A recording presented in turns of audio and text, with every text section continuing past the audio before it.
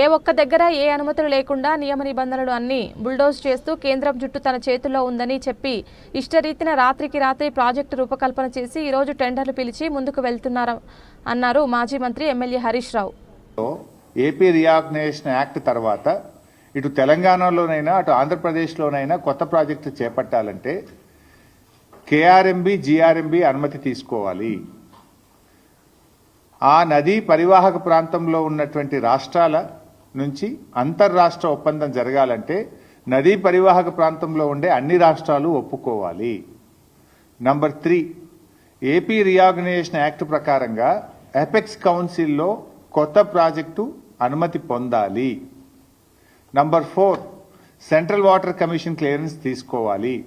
Number 5, environment clearance తీసుకోవాలి. ఏ అనుమతి కూడా లేదు. ఇప్పుడు గోదావరి బనకచెర్ల ప్రాజెక్టుకు ఏ అనుమతి లేదు. నేను పైన చెప్పిన దాంట్లో ఏ ఒక్క అనుమతి లేకుండా నియమ నిబంధనలన్నీ బుల్డోజ్ చేస్తూ కేంద్రం జుట్టు తన చేతుల్లో ఉంది అని చెప్పి ఇష్టారీతిన రాత్రికి రాత్రి ప్రాజెక్టు రూపకల్పన చేసి ఇవాళ టెండర్లు పిలిచి ముందుకు పోతా ఉన్నారు. ఇది ఎక్కడి పద్ధతి అని నేను అడుగుతా ఉన్నా. అంటే మేము కాళేశ్వరం కడతానో, భక్తరామదాస్ కడతానో, మేము పాలమూరు కడతానో, దిండి కడతానో ఆ రోజు కేంద్ర ప్రభుత్వానికి లేఖలు రాస్తారు, సిడబ్ల్యూసీకి లేఖలు రాస్తారు, గ్రీన్ ట్రిబ్యునల్లో కేసు వేస్తారు, హైకోర్టులో కేసు వేస్తారు, సుప్రీంకోర్టులో కేసులు వేసి మోకాలు అడ్డం పెట్టే ప్రయత్నం చేస్తారు.